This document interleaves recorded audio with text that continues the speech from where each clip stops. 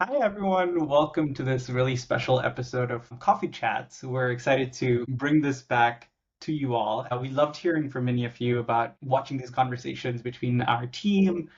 Cynthia and I having these chats about our strategy, what we're building up. And so we wanted to bring it back in 2025, but with a little twist and talk to some of our favorite people in coffee, folks that we've worked with, have had the chance to really learn from. So today we're going to kick this off with a dear friend and a partner of Bean Voyage for many years at this point, Lynn. Lynn, thank you so much for being here. We're going to jump right into conversation, but before that, maybe we can just do a quick intro. So my name is Abhinav Kanal. You can call me Abhi. I'm one of the co-founders of Bean Voyage, and I work as the executive director, leading mostly our partnerships, fundraising efforts, and long-term strategy. My name is Singhi. I'm the other co-founder of Bean Voyage, and also have the role of a CEO. So I work closely with our partners, especially in the coffee industry, and with our programs team to inform their design and so forth. My name is Bean. I am heading the specialty sales for Falcon Coffees, and I've been in coffees for I think about 11 years now. Worked a lot at Origin before I settled in the UK 7.5 years ago. And after 11 years, I think for the last 5 years, we've had the opportunity to collaborate with Lynn. And so a lot of our conversation today will actually kind of dive into, how the partnership started, what's been our kind of learnings from this work together, and some exciting things that are happening this year as well. So I'm going to start off with some questions, and then we'll dive into a conversation. Sankey, I'd love to maybe start with you to set the tone or the context behind this partnership.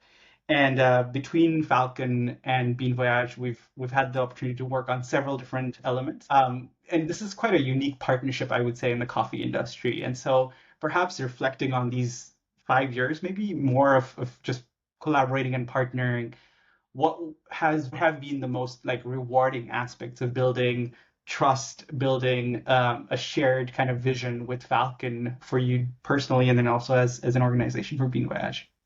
Yeah, thank you so much for the question. In fact, Falcon was the first coffee buyer that came on board with all of the projects that we did beyond just buying coffees. This partnership is very, very special to us. Obviously, they've been part of our market readiness initiative, now rebranded as Women Power Coffee Collective from the day one, but they've also been advocates of the Farmers School, that previously called Resilient Communities Initiative, as well as have been active members of the Women Power Coffee Summit. So we feel very honored and very pleased to have had Lean as well as all the other team members be part of different initiatives that we lead. And for us, I think it's very, very special, especially and also more meaningful, I think, that coffee buyer has taken the initiative to not only kind of have this relationship at a transactional level, which I think is oftentimes a lot more commonplace in the coffee industry of, you have this coffee to be purchased, you kind of like do the evaluation together and agree on then price together, which obviously is a very important part of the industry as well.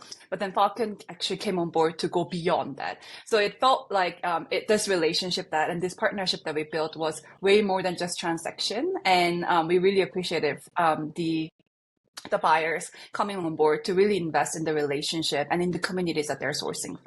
And I think it's even more special that it's happening in the coffee industry because coffee is a very much buyer-driven industry, and the buyer's willingness to really come on board to invest is it can have a lot more impact than I think people are aware of. So yeah, I think that's something that's been very rewarding for us at Pin Voyage, and we've been really enjoying the process of nurturing this partnership for sure.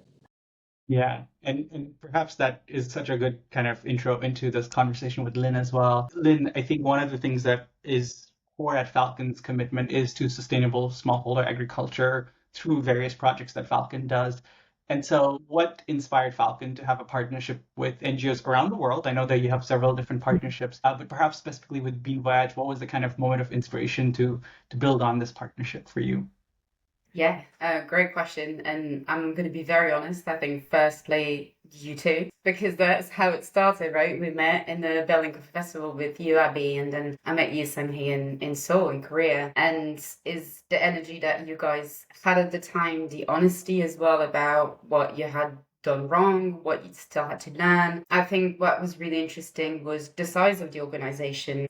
it was like a small organization at the time that we met, and compared to like big NGOs as well, there is a big difference. And I think it was really interesting to see that you had that willingness to want to learn and grow with us as well as a partnership. Also very interesting for us to have a project and programs that have a direct link with coffee, and where we can actually buy the coffee from the women and the producers that we're supporting, because that obviously makes a huge difference and we can connect even beyond that. And I think, yes, the transparency as well that you guys have shown from the start, the data, everything, like all the backup and all of this, and been very transparent from the start, keeping us involved in all the the town hall meetings, like the graduation, and all of this has been felt like a community for us too. So it's beyond the partnership, the allyship, right? It's growing this community together, and there's a bit that sense of family, and the fact that we cannot have a direct impact on smallholders and giving the visibility for women even more that are the people in farming coffee that are often invisible was really important for us. So you gave us that opportunity, which is amazing. Thank you so much for sharing. And yeah, quite heartwarming to also hear that from you. And I think oftentimes we think a lot about like how can we further make this work easier across the supply chain, right? Like when we're talking about the transparency piece, the conversations that we have, the wins, but also the challenges that I think we oftentimes talk about when we're sharing this in a fairly circular way, like in a community, as you rightly mentioned. I think it reduces some of the barriers that I think are set in stone by the systems that have always existed as well. So thank you for sharing that. So one of the reasons we're recording this is a part of this new partnership that we've launched with Falcon on farmer school, and a big project that we're launching without giving too much into it. And so the next few questions I want to, I think, dive into farmer school, which is a new branded project, but has existed at Bean Voyage since the very beginning. So maybe Sangeet, you can tell us a little bit more about the farmer school program. What's the biggest kind of goal of this initiative, and then how do we achieve that goal that we set for it? Right. So if you've been following Bean Voyage for a while, you might be familiar with the name Resilient Communities Initiative. It's a flagship program that we've been running since the beginning of Bean Voyage. But recently, we actually decided to rebrand it to be a lot more clear and direct with what we do. So it's Farmer School Initiative, or Farmer School, or Escuela Cafetalera in Spanish, where we provide smallholder producers with a 12-month-long opportunity, a scholarship to connect with peer women in their communities, as well as experts in the field, to gain tools and resources to be able to build thriving businesses. So the services that we provide as part of this farmer school involves training on resilient communities building, climate change resilience, financial literacy, business development skills, as well as gender and coffee quality, and so forth. And they are also connected to mentors, whether they're local leaders or the alumni that have graduated from our previous initiative, or experts in the field. And then they're also able to access what we call the seed capital. So a small amount of funding, oftentimes the first investment ever made to their farm, to be able to really realize their dreams. The seed capital can range from $200 all the way to $10,000, depending on the size of the project as well as the group. And we are very much excited to work with over 600 women this year across 4 different countries. So we are growing slowly, but we will have Costa Rica, Mexico, and Colombia, and a small pilot project to kick off in Honduras. More to come on this, but yeah, we are very excited to also partner with Falcon to be launching the Farmer School for Mexico this year, and hence this podcast, right? So very much looking forward to talking a little bit more about what we learned along the year. Yeah, and it's an exciting year because in the very beginning, the farmer school program, or what we used to call RCI, was primarily happening in Costa Rica, and that's where we piloted it. Our first cohort had 18 producers that participated and really kind of trusted the process, shared a lot of ideas and insight into what else they wanted to learn. And over the years, we've just been able to refine it. And now the biggest program we have per year is in Costa Rica, where we recruit 250 producers every year. In Mexico, Colombia, we're starting to kind of increase the cohorts slowly, but a big part of this has been the learning and then the partnerships that we've built along the way. And we're super thrilled that we are able to work with Falcon this year on this. So Lynn, perhaps kind of to you and understanding a little bit of Falcon's intention kind of coming into this as well. We've worked with Falcons, and you mentioned this too earlier, about for many years now, not only in the kind of buying place of like purchasing the coffees from the producers that we work with, but also we've done collaborative origin trips, I think several times now in Costa Rica and Mexico as well. We've done collaboration with the Women Part Coffee Summit. In fact, Falcon is the first person to say, or first organization to come on board as a sponsor in our first year, and has ever since been involved even further, including you and Kate joining us for the summit last year. So now we're kind of introducing Falcon, or introducing this partnership to the world. Could you tell us a little bit more about why Falcon decided to support this donation program to bring roasters to support the Farmer School program, and then perhaps tell a little bit more about how roasters can be a part of this as well?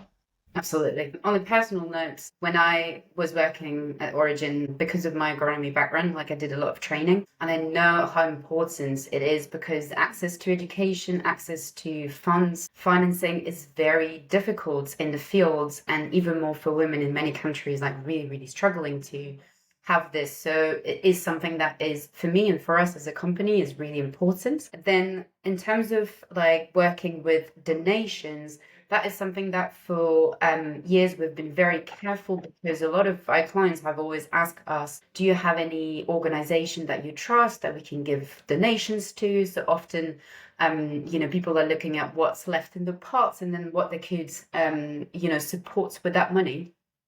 And it is a bit difficult for us to direct people to organizations that we might not know very well. We don't want to feel responsible for them, donating some money in some organizations that we might not know exactly what the funds are going to be used for. And that is the reason why we only have selected over the years like a handful of organizations that we wanted to support. So including Girls Got Their Own Foundation in Ethiopia, the World Coffee Research, the stamping projects in Ethiopia that we have done recently as well, and then Bean Voyage recently, because we've seen the success of really having that trust and having years of working with you and your team and seeing the trust that we have built, but also the transparency, and knowing the transparency that you have with all the programs. We know we can tell clients and roasters for sure that this is a safe and impactful donation, that they will know what their funds are being used for, and then seeing really like a direct impact for that.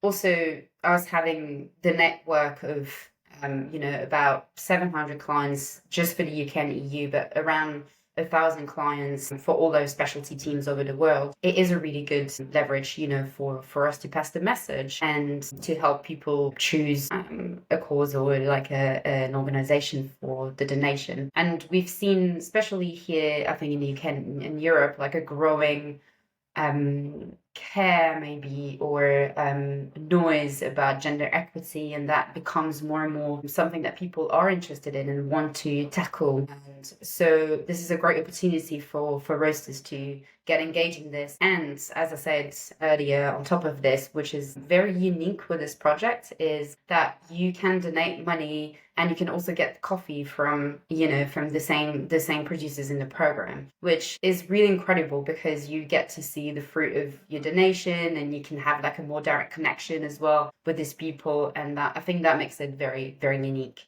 So we have a webpage for that partnership that we're doing, and you have the opportunity to contribute to part or full of the contribution that it requires for producers to be enrolled in the program, but also for the seeds funds to be able to get some money to start some innovation program or business ideas that these producers are full of. Absolutely. And we'll definitely share the link to that on this recording, so folks can definitely learn more about the project, the commitment, and the way in we're making this happen. Our 2025 recruitment in some places have already started. In Mexico, the major kind of recruitment will take place over the next few months. And so this is a perfect timing to really bring in, different partners. And I think what's really unique about this is roasters who potentially or either have already purchased from producers in the Bean Voyage network or are looking to like actually make commitments. They can actually come on board with a contribution, whatever contribution that you're able to commit to. We have different kind of scales of contribution, and then be able to, as Lynn said, be involved in the long term in terms of buying as well. Thank you, Lynn, for sharing that. Super, super inspiring. And I think you talked a little bit about impact, and I want to maybe listen to a little bit of the impact that I think we have been figuring out over the last years, the ways we talk about impact. But I think there are the numbers, and then there's also the impact overall, like the qualitative data as well. And so, Sanki, maybe looking back at this partnership with Falcon, could you talk a little bit about specific ways in which this partnership has been meaningful to the mission of Bean Voyage, and how has it allowed our team and our communities to be able to work on the ground or in the communities where we work? Yeah, great question. I was reflecting on this last night, and there are several moments I think that came to my mind, and there are like almost too many for me to like name it in during this like short podcast time that we have. But I think one of the first way that we got to really work directly with Falcon beyond obviously just like the purchasing and then the transaction was when Lynn actually came on board to support our farmer school initiative back then, RCI, a virtual virgin, and participated and actually led like a session on market tendency and had direct conversations with our producers. And it's the first one that came to my mind because it's a conversation that some of our producers reflect back to like still today, like 3 to 4 years later. They're like, oh, you remember the time when Lynn came and told us how importers evaluate their quality, how samples are evaluated and so forth. And I think this was a really revealing moment for a lot of the producers because we don't necessarily have in the coffee industry as many moments where they get to hear directly from the buyer or the importer at the end of the supply chain, right? They do the hard work of prepping the samples and they kind of like, send it off with the hope that something good will happen out of it and then not necessarily have the opportunity to hear directly about how it kind of like what happens after they receive it at the importer's office, lab, who goes through them, and so forth. So I think that was like one of the most important moments for many of our producers who still to date will mention it to me whenever we go visit. And I think in the later parts as well, we had like many moments where Lynn herself came to prep some of our producers before our Women Power Coffee Summit to kind of like share tips on how to prep for big conferences, and that was also a really fun conversation.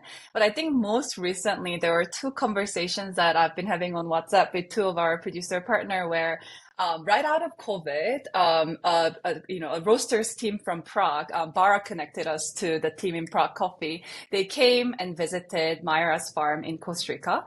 And a few years later, Lucy from Prague's team is actually going back to Myra's farm to spend a sabbatical, a month living with them. And it was kind of like an idea that she was, she was like sharing, saying like, oh, I have this month. I'm not sure if I can go and stay with Myra. I would love to, but I also don't want to be a burden. So what we did is create a WhatsApp group and said, Delphina and Myra, like Lucy is actually willing to come and spend maybe a few days with you. And they're like, no, just come live with us. And now they're actually like going to pick her up at the airport and just like really like, it's just opened up their entire home and their family to someone that has been buying from them for the last 3 years. And I think that really speaks to the relationship that this circle of, this community is willing to invest in and build on the mutual understanding of trust and love and friendship. And it's just, way beyond just a transaction that happens, right? And I think I feel very lucky to even witness this happen. And I think, yeah, just quickly as well, another incident yesterday, another one with Bara as well, where Benedict from New Schwartz went to visit Leticia's family, who he has been also sourcing from the last 3 to 4 years, And he went to visit and he actually wrote to us while we were on vacation. So we didn't necessarily like get to talk much. And Leticia sent like a really cute photo of them in front of a farm, four of them all smiling. And just like quickly like brightened my day that way. And I think it's just kind of like this little gist of moments kind of, really hint that what this community is up for. And I think it's a lot more than just transaction that happens through coffee, but a lot more investment that happens into these relationships and friendship. And yeah, I think obviously there are a lot more that I can talk about, but I'll stop here. Goosebumps moment. Thank you for sharing. It's quite powerful, and I think it goes beyond. I was reading a survey result from our summit last year, which we'll talk about next, but someone wrote, "This feels like a family," and that was their like highlight, kind of like, oh, it feels like every year I come and I get to meet with people and really feels like family. And I think that's something that goes beyond the transactionality, the trading of things. It's really about the connection and the relationships that we build together with the entire industry. So thank you for sharing that. I mentioned the Women Powered Coffee Summit, so I have to ask this to you, Lynn. It was so lovely to have you with us last year. I think we've been trying for the last, like, this was the third edition, I think the first 2 years, but traveling and everything, it didn't work out. The timing for this year was perfect. And not only did you participate, you also you hosted an origin trip with Sangeet kind of collaboratively right before that in Veracruz. You also were moderating a panel, and then Falcon had a booth, so there was that as well. Of course, there was the sponsorship of the summit, and then there was a gender course that happened a day before summit. And you took part in that, so you like did the complete package of the Women Powered Coffee Summit. So a big question to you is, what was your kind of favorite like takeaway or moment from that experience? A few highlights that you want to share with the rest of. Yeah, for sure. It was such an amazing time. I think I needed that personally as well, and I came back and everyone was like, "Whoa, yes, that is great to have you back like this." And that's definitely like I would honestly say like one of the highlights of my career attending that event for sure. It grounded me back at origin and stories like, you know, the ones that you shared, Samhi, and the experience of the summit are the reason why I want to wake up every morning and do my job.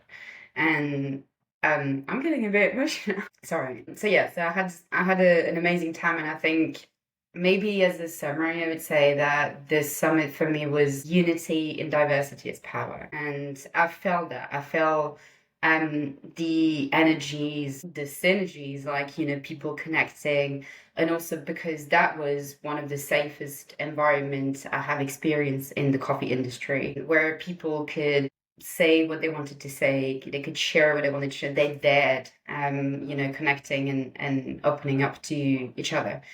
And that was really incredible to witness, I have to say. And I think that was an amazing safe space for women to empower themselves. And I'm being very careful with how I use empower and the word empower. They don't need other people to empower them, but they need that safe space. And creating those is a necessity. And I think you know, being able to be part of that was really incredible. Very unique. Like, it was the first time I was interested in absolutely all the presentations and all the workshop. I didn't know which one to choose. And that never happens when I see like programs from other events, and I'm like, well, yeah, I'm not sure. There's a few I want to do, but yeah. So I very difficult to pick one moment. Obviously, there are some really intense, like emotional moments that were like really beautiful. But I think like in general, that was such a beautiful experience, and I really hope that more people can enjoy and experience that as well. For sure. Thank you so much for sharing. And yeah, it's difficult to kind of pinpoint one specific moment because there are several. And I think we were talking as a team afterwards. It felt like this wave of experiences kind of weaved into a beautiful space. And it's, over a 4 day period. So there's so much that one thinks about and actually continues to think about for months. It's been 4 months now, and it feels like it just happened yesterday, but it also feels like so much has happened in between. So really quite a powerful space for us to create as a team as well. We really find it to be a strong way for us to remind ourselves of the why, which oftentimes one can forget in the everyday today as well. Perhaps one follow-up question for you, Lynn, is I know that we're going to hopefully collaborate this year with the One Powered Coffee Summit as well. One of the things we have always wanted to do is bring in more roasters to the summit and really kind of create this experience for them. And so are there some ideas on how we can bring more folks from the Falcon network, or just kind of generally how can we get more roasters to participate at the fourth Women Powered Coffee Summit?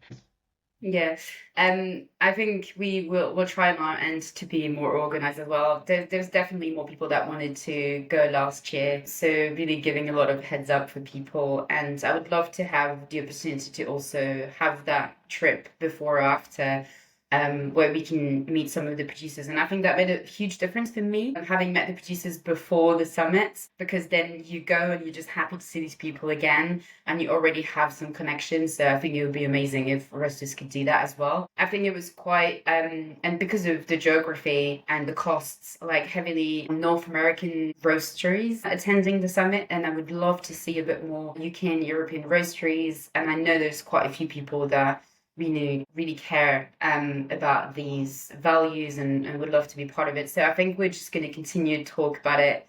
And I'm sure I already have some people that would like to come. But yeah, I think it will make it a beautiful experience. For sure. If you're watching this, do get in touch with Lynn. If you want to join us, I think we're gonna organize a very special space, and the venue and the dates are being revealed in the next couple of days. So this is an exciting time as well. Perhaps I'll wrap up with Sanghi. What is our vision as an organization for the future of this partnership with Falcon? What are you excited for? I think we feel like we have this unique role to continue fostering this relationship and spaces where buyers and producers can come together and really, build that relationship that lasts. And I think it's great that we have the buying of the Falcon on one side, and then the producers are also every year willing to join this, growing community. And I think that's kind of like our vision of like continue fostering and nurturing it so that the core message and core value of this community stays safe, and continue nurturing this like brave and inclusive space for everyone in the coffee industry to be part of. And so yeah, I think that would be if you were to able to grow that continuously, that would be the dream come true moment for us. Yeah. Absolutely. And we're really looking forward to the incredible things we're going to be working together on this year and in the future as well.